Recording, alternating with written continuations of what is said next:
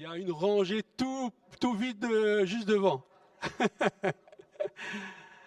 Moi, je vous invite à venir. Au lieu de vous asseoir, s'il y a des chaises, c'est des chaises pliantes qui n'est pas très confortable, mais vous pouvez venir devant. Il y a encore de la place au milieu. Mes frères et sœurs, comment ça va? Bien. Dans sa présence, toujours bien. Amen. Comment ça va pour les personnes qui jeûnent ce matin? Hein? Où c'est? Et pomme? Où c'est? Wow, ouais, comme mercredi. Qui était là mercredi? Hey, mercredi, il y avait le feu du Seigneur, non? Oui? Vous vous doutez de ça? Waouh! Ouais, ah oui, vendredi, excusez-moi, c'était vendredi, il y avait la louange. Mercredi aussi, mais il y avait la louange aussi vendredi, excusez-moi. Mais je me souviens, on a éteint le chauffage. Quelqu'un a dit, il va y avoir le feu. Comment le faya, le feu? Le feu. Mais moi, personnellement, souvent on attend des choses spectaculaires, n'est-ce pas? On attend à voir de nos yeux des choses. Mais souvent le Saint-Esprit, quand il vient chambouler, renverser là, c'est un souffle qui vient toucher le cœur. Pas forcément physique, mais il vient renverser. Et ce matin, avant d'aller plus loin, j'aimerais prier le Seigneur pour qu'il prenne, il est déjà là, hein, sa présence est là, le Seigneur est là, mais pour qu'il prenne encore plus la place. Alors je vous invite à fermer les yeux.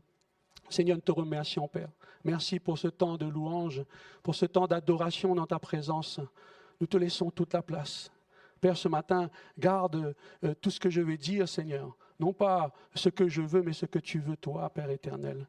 Nous te rendons grâce parce que aujourd'hui, ta parole, nous pouvons partager ta parole, diffuser ta parole. Et c'est une grâce, Seigneur, nous te rendons grâce pour ça. Et que ta parole ce matin tombe dans la bonne terre. Que les yeux s'ouvrent, les yeux spirituels s'ouvrent, les cœurs s'ouvrent à toi, Seigneur Jésus. À toi le règne, Seigneur. À toi la gloire en ce lieu. À toi la gloire. Dans le nom de Jésus, on a prié ensemble. Amen. J'aimerais vous entendre encore une fois. Seigneur, on aime la parole, mais on aime l'adoration aussi, on aime la louange, ça fait partie. Tu es ma lumière. Tu es ma lumière en toi. J'ai un Père, reçois ma prière. Encore une fois, tu es ma lumière. Tu es ma lumière en toi. J'ai un Père, reçois ma prière. Et comme vous aimez adorer le Seigneur, on va continuer par ébloui. Devant toi, éternel,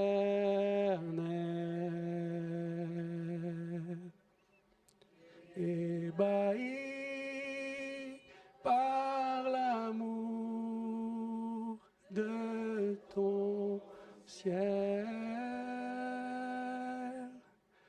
Je suis là à tes pieds. Je viens t'adorer, je désire habiter près de toi. Amen. Amen, mes frères et sœurs. Quel privilège dans sa présence. Il n'y a pas d'autre endroit, mes frères et sœurs, qu'on peut ressentir son amour, sa compassion. Vous ressentez ça? Ce n'est pas une question, des fois on dit ressentir, on marche par la foi, mais dans sa présence vaut mieux que 1000 ailleurs, mes frères et sœurs, n'est-ce pas? Je vois que ce matin on est nombreux, c'est une grâce. Et j'aimerais, on va continuer cette série, ce thème, le mont Horeb, dans sa présence. Mes amis, mes frères et sœurs, dans sa présence, tout peut changer, tout peut arriver, n'est-ce pas? Moi j'aimerais vous faire part d'un... C'est pas... Ce que je veux vous parler, c'est une femme qui ne fait pas des prières, de longues prières, mais elle fait un geste simple. Cette femme peut représenter chacun de nous, hein, parce que au-delà de la femme, Je vais parler de Marie, mais au-delà de ça, si vous le comprenez, c'est le cœur. C'est le cœur que le Seigneur veut toucher. Son Église, son épouse. Et cette femme, elle fait un geste tout simple qui est vraiment... elle ne se fait pas remarquer. Elle ne fait pas des choses impressionnantes ou quoi que ce soit. Elle ne débat, elle n'est pas dans les discussions. Elle ne fait rien de cela. Elle fait juste un geste simple. Et c'est le message un peu central ce matin pour vous et moi. C'est dans l'évangile de Jean, chapitre 12, au verset 1 à 3. Et c'est un geste pour moi qui est magnifique, qui parle beaucoup plus que 1000 mots, réellement. Jean 12, verset 1 à 3. Et je crois que dans sa présence, on est dans sa présence pendant le temps de louange. On est toujours dans sa présence en ce moment même. Je crois dans sa présence que tout peut changer. Tout peut changer. Ton atmosphère peut changer. L'atmosphère d'une maison peut changer. Comme ce matin, on était dans l'adoration, dans la louange. L'atmosphère était là, n'est-ce pas? C'est l'atmosphère de Dieu qui se répand dans cette adoration-là. Cette adoration-là, Dieu agrée cette adoration-là. Amen. On va le lire ensemble. Jean 12, chapitre 1, on va lire jusqu'au 3, ou peut-être on va lire jusqu'au 8. 6 jours avant la Pâque, Jésus arriva à Béthanie, où était Lazare, qu'il avait ressuscité des morts. Là, on lui fit un souper. Marthe servait. Lazare était un de ceux qui se trouvaient à table avec lui. Marie, ayant pris une livre d'un parfum de nard pur de grand prix, oignit les pieds de Jésus, et elle lui essuya les pieds avec ses cheveux. Et la maison fut remplie de l'odeur du parfum. Ce geste-là est magnifique, mes frères et sœurs. Vous avez compris les 3 passages-là bien? Je vais le relire. Jésus arrive dans une maison à Béthanie. Il arrive, il y a Marie, la sœur de Marthe, la sœur de Lazare. Quand on regarde le petit détail qui dit, il arrive dans la maison à Béthanie, il arrive, il est dans une maison en train de se faire servir, il est en train de manger avec les disciples, avec les frères et sœurs, il est en train dans une communion. Là, on est en communion ensemble. Et ce qui est magnifique là-dedans, c'est que, vous savez, juste avant ça, cette maison-là a vécu des temps de deuil. Remarquez Lazare, on dit Lazare qui est là, il est ressuscité. Jésus l'a ressuscité. Mais juste avant ça, cette maison avait vécu de la tristesse. Il y avait un deuil. Et Jésus arrive dans cette maison. L'atmosphère déjà, elle est palpable. Son amour, se répand. Jésus est là, il mange avec ses disciples. Marthe est en train de le servir, s'il est écrit. Là, on lui fit un souper. Marthe servait. Lazare était un de ceux qui se trouvaient à table avec lui. Marie, ayant pris une livre d'un parfum, elle fait une chose exceptionnelle, magnifique. Un geste simple, mais puissant. Un geste simple, mais puissant.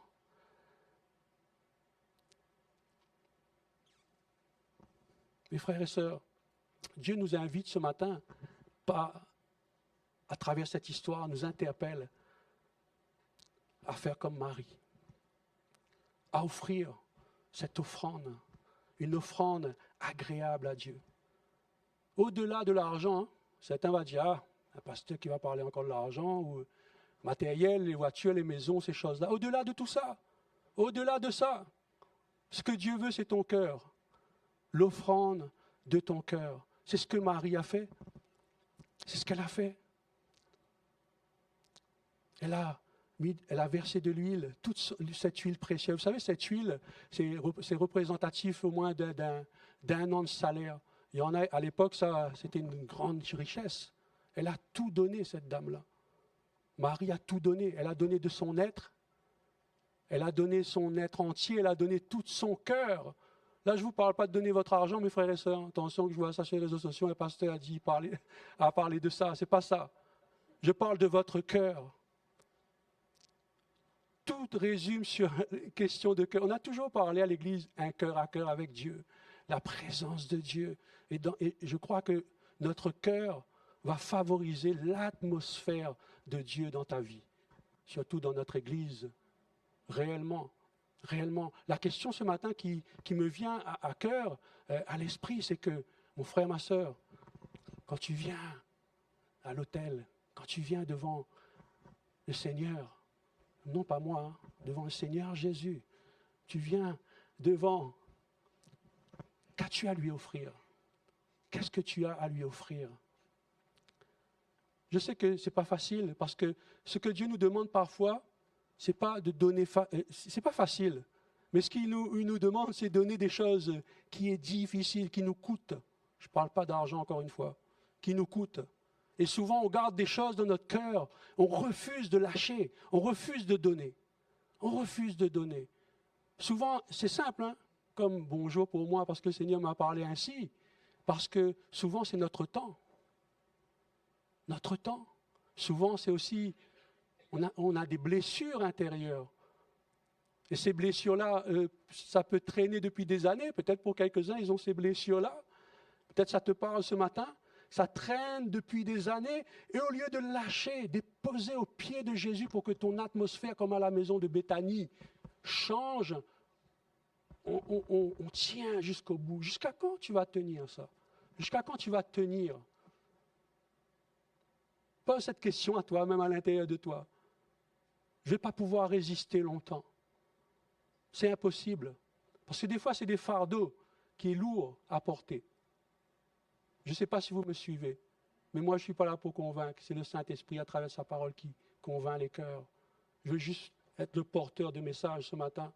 S'il y a des choses qui sont des blessures, qui sont lourdes à porter, le Seigneur t'emmène juste, t'appelle juste à venir déposer. Vous savez, quand on dépose des blessures, automatiquement, quand on décide de le déposer, dans sa présence, hein, avec un cœur d'adorateur sincère en esprit et en vérité, je crois que la guérison s'ensuit et devient complète. Pour moi, c'est une évidence. Moi, j'ai expérimenté ça. Pour moi, c'est une évidence, parce que dans sa présence, tout peut changer. Tout peut arriver. Ton atmosphère peut changer, mon frère, ma sœur. Et aussi, il y a des choses aussi, il y a plusieurs détails. Peut-être ce que tu dois déposer devant le Seigneur, c'est ton obéissance. Parfois, le Seigneur nous demande des choses qui sont difficiles, ça nous coûte. Comme pour les blessures, même le temps. Souvent, on est pris par le temps. On fait plein de choses. On est pris par le temps, on n'a pas la place. On ne donne pas la priorité à Jésus. On ne donne pas la place à Jésus, à l'intimité, à la relation. Il s'agit de ça, hein, la communion et la relation avec lui. Ça, c'est très important. Le Seigneur, s'il met du doigt ce matin, ça, c'est que je pense qu'il parle à certains. Avant toute chose, à moi aussi, parce que je le prends pour moi, je ne vais pas me montrer du doigt. Parce que le Seigneur nous montre et nous dit, on doit le mettre en pratique, ce qu'il est en train de nous dire ce matin. Un cœur qui vient s'offrir à lui, entièrement, totalement. Vous savez, quand je parlais de l'obéissance, ce n'est pas facile d'obéir, d'entrer dans... Il y a des choses qui nous demandent, c'est facile à obéir, mais il y a des choses, des fois, là, c'est difficile à faire. Ce n'est pas facile. Mais le Seigneur nous dit que lorsqu'on commence à obéir à sa parole, il relâche, lui. Toi, tu relâches, mais lui aussi, il relâche son atmosphère sur toi, dans ta maison. Ça va très loin, hein, ici à l'église, mais c'est surtout aussi dans ta maison. Ça va ensemble. Et je crois que ce que Dieu veut faire, c'est qu'il veut que quand tu viens à lui, il n'y a pas de... C'est un cœur dans l'humilité, sans rien, parce qu'il connaît tout de toute façon. Dans la vérité, c'est sans mentir, sincère en fait. J'ai bien aimé la fois dernière mon épouse qui donnait ce verset, venir avec le Seigneur devant l'autel, devant Dieu avec un cœur. Comment, si vous vous rappelez ce passage-là, un cœur comment? Dans la simplicité, un cœur sincère. Sincère, c'est quoi? Ben, dans la vérité. On adore en esprit et en vérité, sincère. Souvent, on garde les choses, mes frères et sœurs. On garde des choses et on refuse de déposer. On refuse de déposer. Et c'est ce que le Seigneur appelle ce matin. Dans sa présence, il dépose. Il y a des choses qui sont lourdes. La parole dit bien, venez à moi, vous toutes qui êtes fatigués et chargés, et je vous donnerai du repos. Du repos. Après avoir déposé. On le connaît, ces paroles, mais dans la vie de tous les jours, ce n'est pas facile. Ce n'est pas facile parce que les blessures, ça nous oriente, c'est comme des sables mouvants. Quand on est blessé, là, on marche avec ça, on traîne avec ça, mais avec le temps, là, on marche, et puis je ne veux pas faire des mimes, là, et ça va faire comme ça. Ça va vraiment, c'est pas le but. C'est pas le but réellement. Moi, je crois que ce matin, si Dieu parle dans ce passage-là, je crois de considérer ces paroles-là.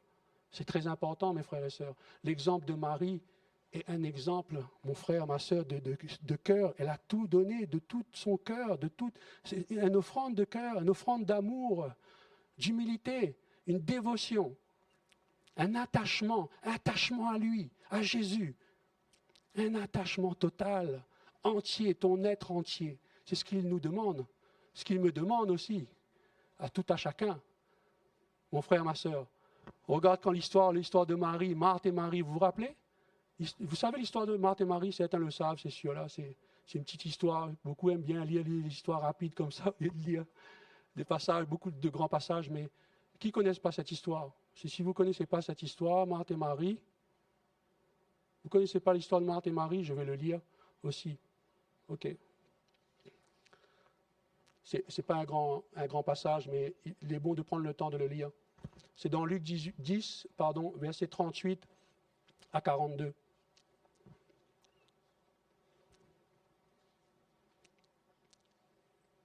Ces histoires nous montrent la priorité. La priorité. Quelle est ta priorité ce matin? C'est une question de priorité, c'est une question de cœur. C'est une question d'équilibre avec le Seigneur. Luc 10, 38 nous dit, comme Jésus était en chemin avec ses disciples, il entra dans un village et une femme nommée Marthe le reçut dans sa maison. Elle avait une sœur nommée Marie qui, s'étant assise aux pieds du Seigneur, écoutait sa parole. Marthe, occupée à divers soins domestiques, survint et dit, « Seigneur, cela ne te fait-il rien que ma sœur me laisse seule pour servir? Dis-lui donc de m'aider. » Le Seigneur lui répondit, « Marthe, Marthe, tu t'inquiètes et tu t'agites pour beaucoup de choses. Une seule chose est nécessaire. Marie a choisi la bonne part qui ne lui sera point ôtée. » On voit dans ce passage Jésus même, et là c'est Marthe qui invite Marie. Marthe invite Marie dans la maison. Marthe, elle est préoccupée par diverses choses, du service et tout. Je ne dis pas que de servir, c'est pas bon. C'est bon de servir à Dieu. C'est nécessaire de servir à Dieu. On est né pour le servir, mais servir avec l'état de cœur. C'est ce que Dieu veut mettre le doigt un peu dessus. Là. C'est l'état du cœur, de servir avec tout ton cœur, toute ton âme, toutes tes pensées. On remarque que Marthe, elle est préoccupée, mais Jésus dit en plusieurs fois, « Marthe, Marthe, pourquoi tu t'inquiètes? Pourquoi tu t'inquiètes? Pourquoi tu t'agites? » Je ne sais pas si pour vous, je ne vais pas cibler tous vos noms là. Je vois que certains ferment les yeux, c'est bon. Moi, je ferme les yeux avec vous, avec toi, mon frère ou ma sœur. Pourquoi tu t'agites? Pourquoi je m'agite? C'est Jésus qui demande cette parole-là. Pourquoi t'agites-tu ce matin? Pourquoi t'agites-tu? Et il nous dit, tu t'agites pour beaucoup de choses, mais une seule chose est nécessaire. Une seule chose qui est, vous avez compris? Sa présence, sa parole, l'intimité, la relation, la communion avec lui. C'est cette chose qui va changer toute l'atmosphère de la maison. Pour expérimenter ça, on a souvent parlé de témoignages. J'ai souvent parlé de mon témoignage, souvent on parle de l'île de la Réunion, on parle de témoignages personnels. C'est sûr que ça édifie aussi. Mais s'il n'y a pas Jésus dans une maison, mon frère, ma soeur, s'il n'y a pas de cette relation, cette communion, pour un couple, on va fêter la Saint-Valentin le 14, une soirée pour les couples.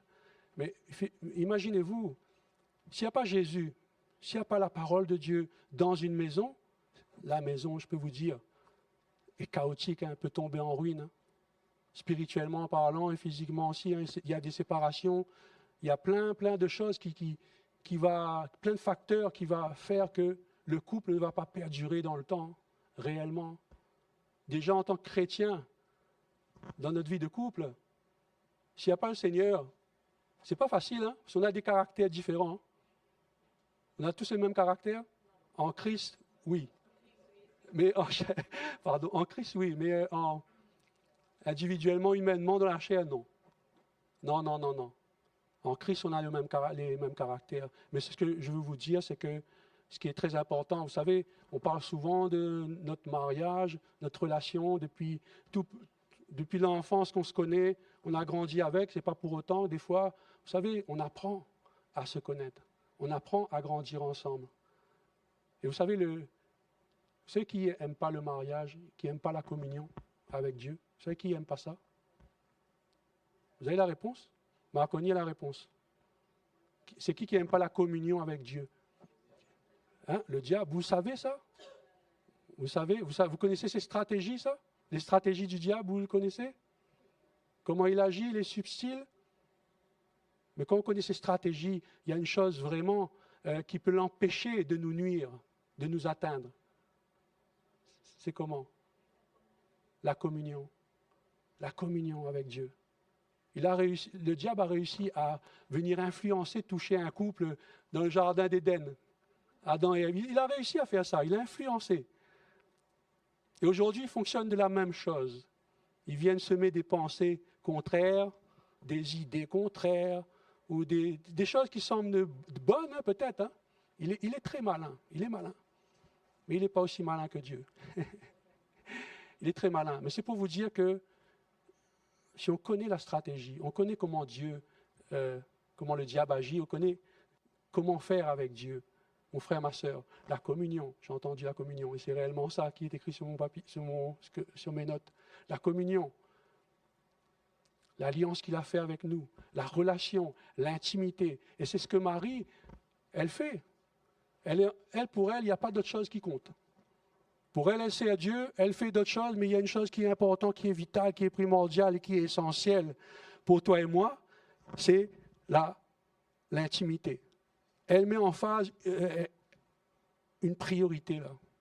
Mon frère, ma soeur, c'est une priorité. Peut-être que vous n'aimez pas entendre ça. Il y a une priorité à chercher la présence de Dieu, à être dans sa présence. Il y a une priorité à ça, mes frères et sœurs. Sinon là, on vient comme Marthe, agité, je ne sais pas, perturbé. Marthe était dans tous les sens. Elle servait, c'était bon de servir Dieu. Elle servait Dieu, elle aimait Jésus. Hein. Elle aimait, mais la façon de le faire était différente. Pour nous, l'exemple ce matin, c'est vraiment l'exemple de Marie. L'offrande de Marie dans la maison de Béthanie. Cette offrande-là, et aussi la proximité avec le Seigneur, l'intimité avec lui. Mes frères et sœurs, puisque nous allons avancer dans le temps, c'est vital pour vous et moi. Là. Même si on parle de couple, mais les personnes seules aussi. Hein. On est tous vulnérables si on n'a pas cette extrémité avec Dieu, si on n'a pas ce rapprochement avec lui. On est vulnérable, hein, mes frères et sœurs. Très vulnérable, facilement. Alors il est important, comme cette histoire qu'on a lue ensemble, que Jésus même il nous dit dans sa parole avec Marthe et Marie, une seule chose est nécessaire. Une seule chose est nécessaire. Et Marie, elle a choisi la bonne part qui ne lui sera point ôtée. Elle a choisi la bonne part. Alors mes frères et sœurs, je vous invite à choisir la bonne part ce matin. On a tous une motivation, on est motivés un jour, 2 jours, mais je vous encourage à toujours choisir la bonne part avec le Seigneur. Mes frères et sœurs, c'est très important.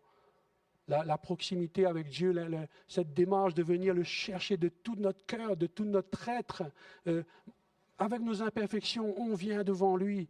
C'est la meilleure démarche, mes frères et sœurs. On n'est pas tous parfaits ici.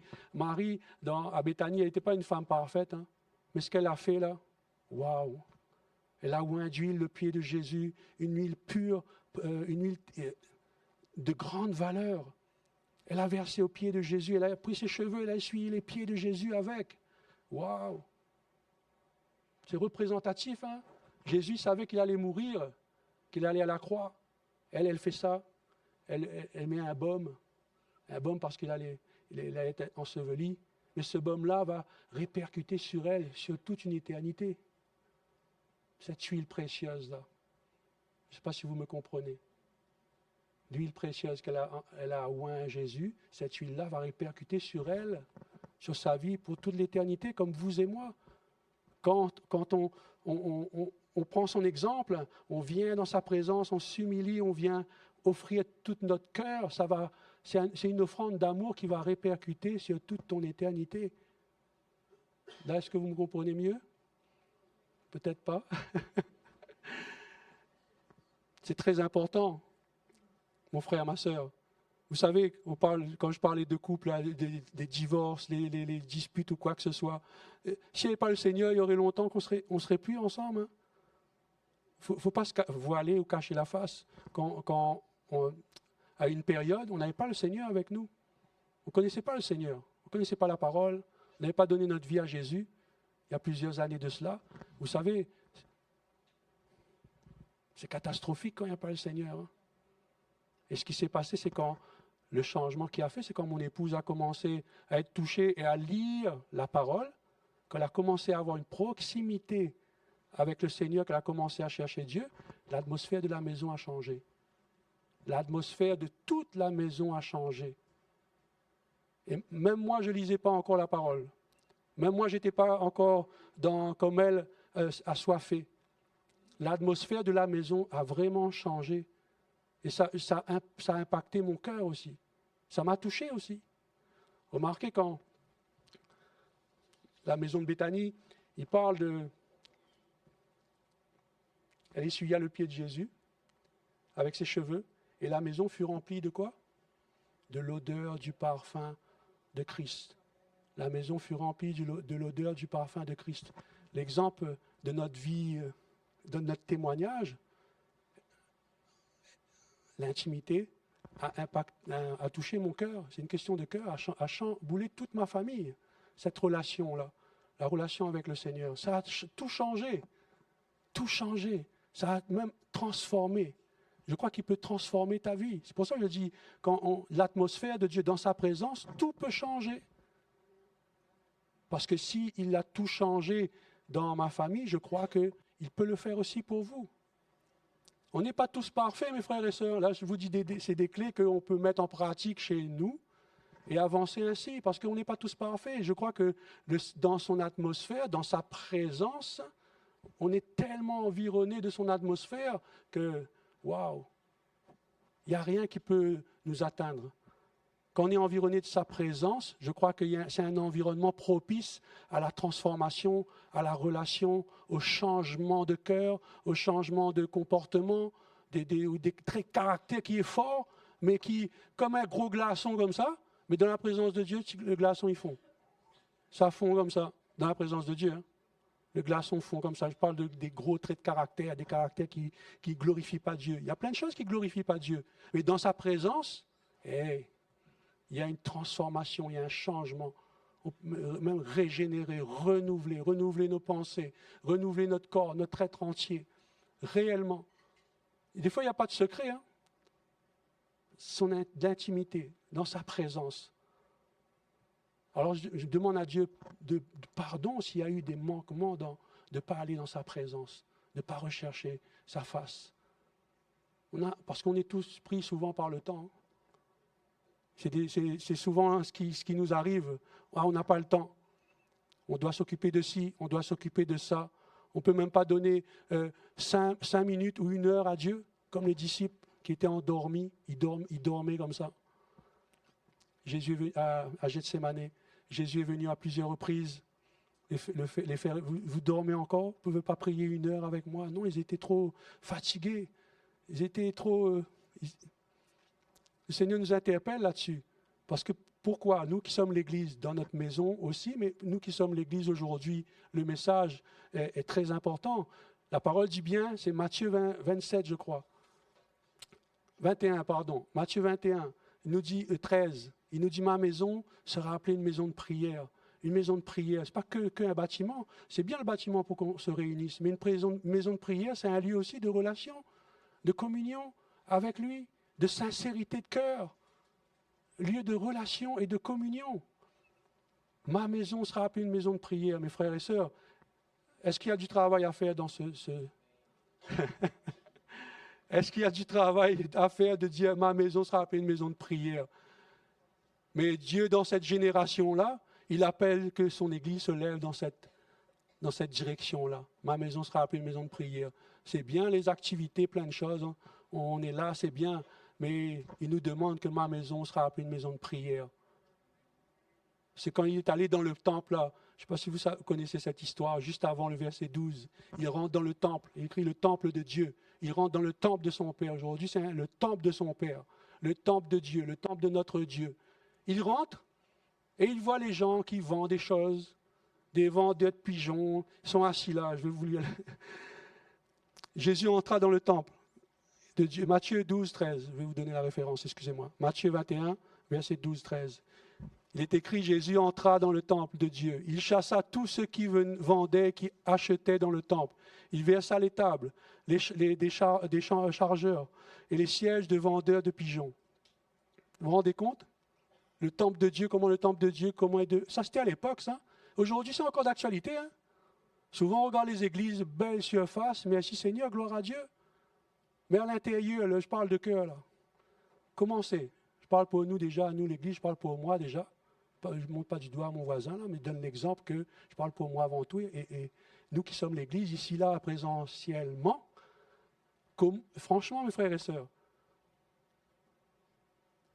il y a des choses qui ne glorifient pas Dieu.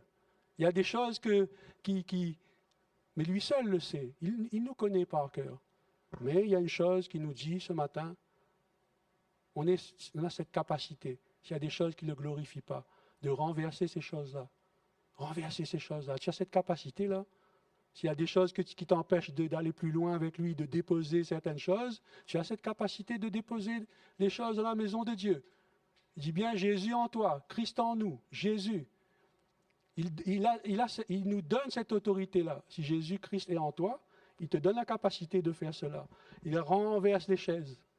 Imaginez-vous là, chacun de nous là, il y a des choses en nous qui glorifient pas Dieu, des choses quelconques, on va dire comme ça.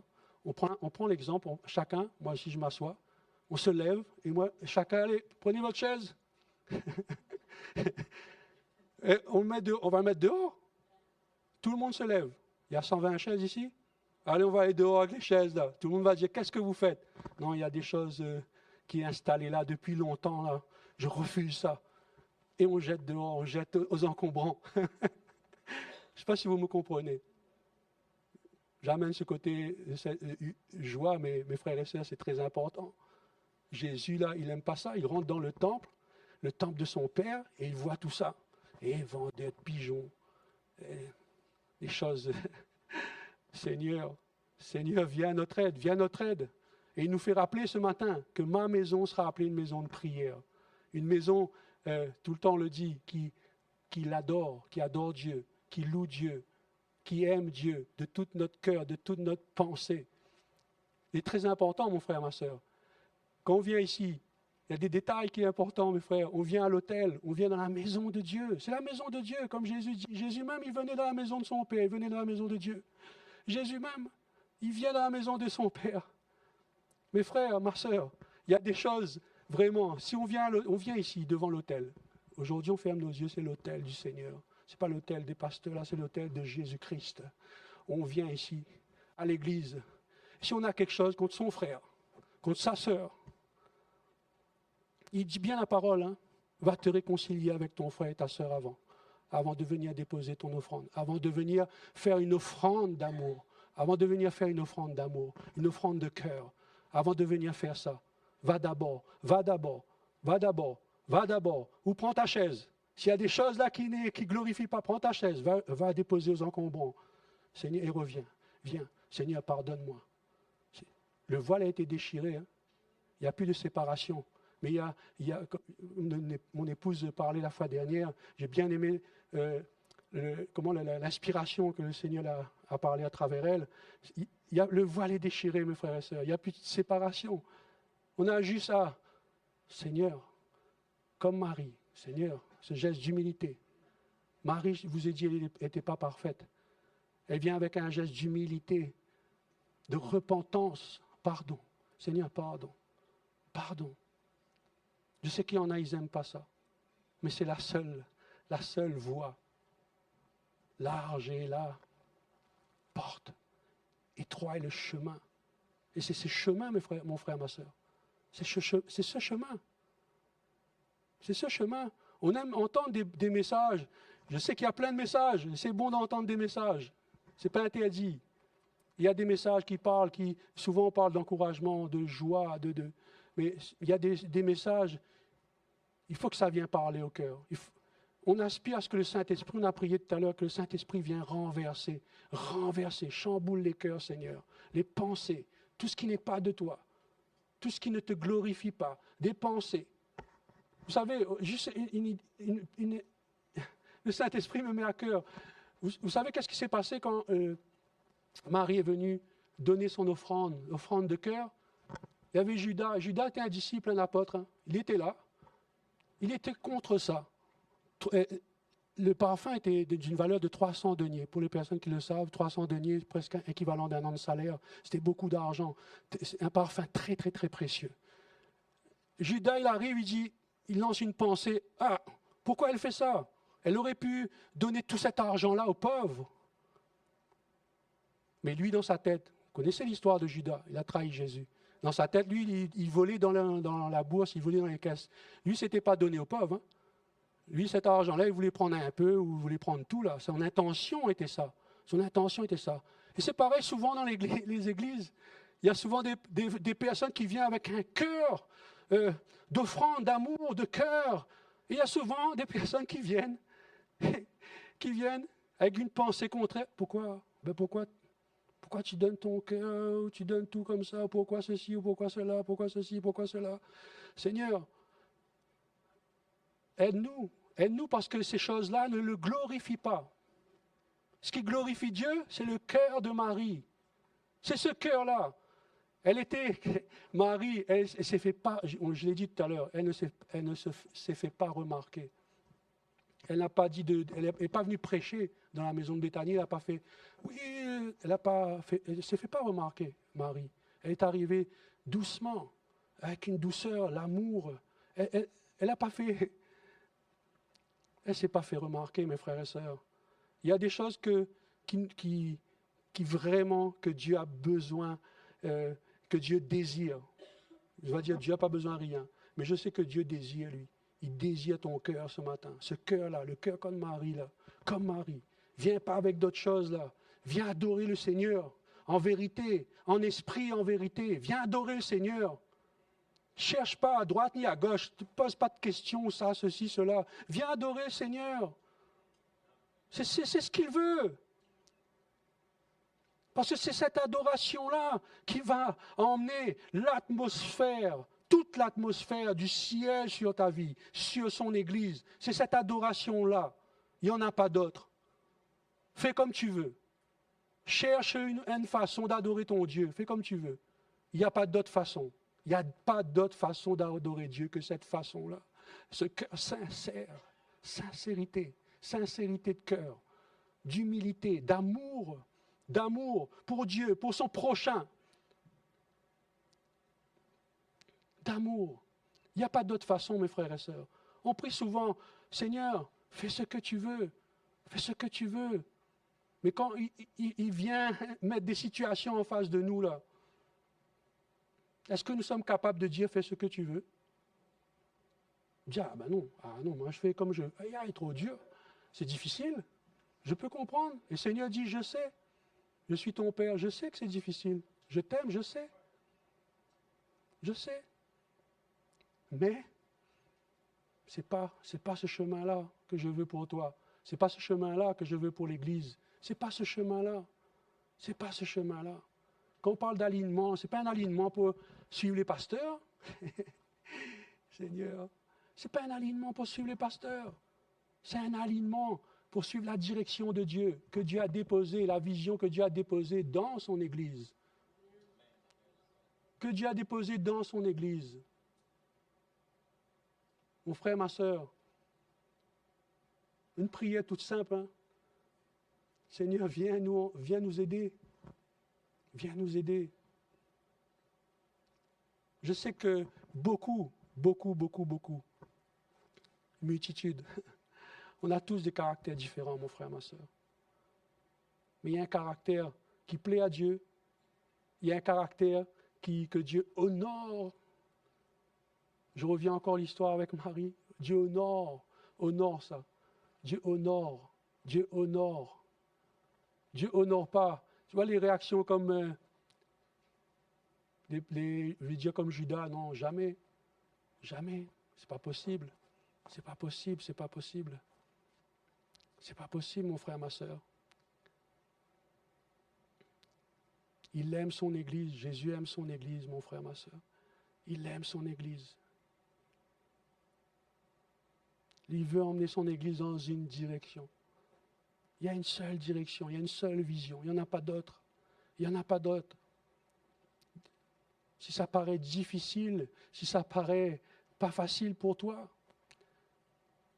demande à Dieu, Seigneur, est-ce que je suis à la bonne place? Est-ce que ta direction-là est pour moi? Prie, demande le Seigneur. Si ce n'est pas ça, il va t'orienter dans une autre place. Mais le plus important, mes frères et sœurs, c'est garde ton intimité avec Dieu.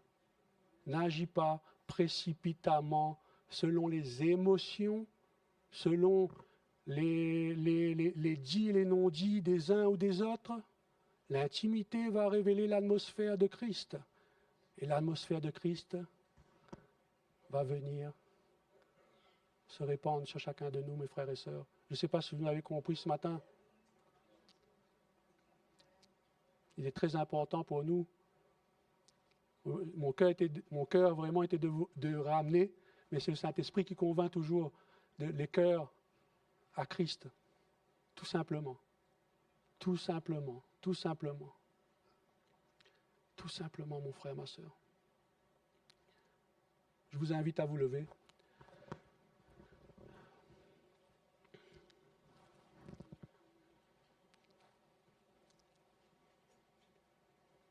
Après, tu peux venir à la guitare, s'il te plaît. Merci. Mon frère Fred.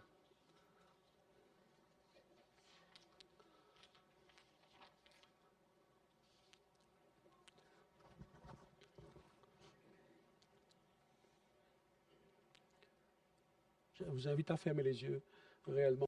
Et vous pouvez mettre votre main sur votre cœur. Seigneur, on regarde, moi je ferme mes yeux, je ne regarde pas les uns et les autres. Ne regardez pas votre voisin. Ne regarde pas ton voisin ce matin. Regarde à Dieu ce matin. Regarde à Jésus ce matin. Comme Marie, mon frère, ma soeur. Regarde à Jésus. Tourne-toi vers Jésus. Marie s'est assise aux pieds de Jésus. Elle a fait une chose que Dieu a honorée. Elle a écouté la parole de Dieu. Elle a écouté la parole de Dieu. Marie, dans la maison de Béthanie, elle a fait une chose qui honore Dieu. Elle a offert son cœur comme une offrande d'amour. Elle a tout donné, tout ce qu'elle avait. Mon frère, ma soeur, elle aurait pu garder ce parfum précieux. Elle aurait pu le garder un petit peu, donner un petit peu à Jésus. Ah, je vais donner un petit peu à Jésus. Seigneur, je te donne la moitié. Seigneur, je te donne la moitié. Mais ce matin, mon frère, ma soeur, au-delà de l'argent et du matériel, le Seigneur ne veut pas un petit peu. Il ne veut pas la moitié.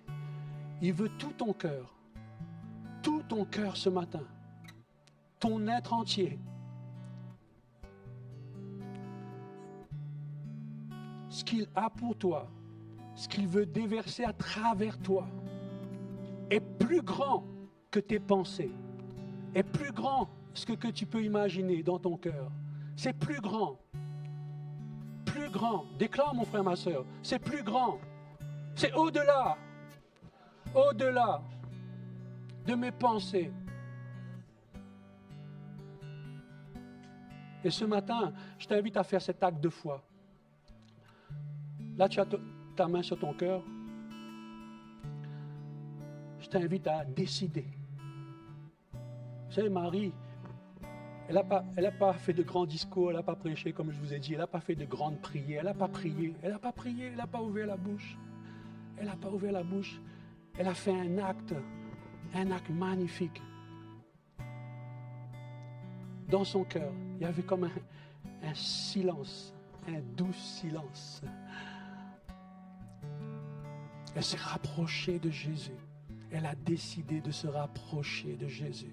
Elle a décidé de se rapprocher de Jésus. Elle a décidé de faire ce choix, de lui donner tout son cœur.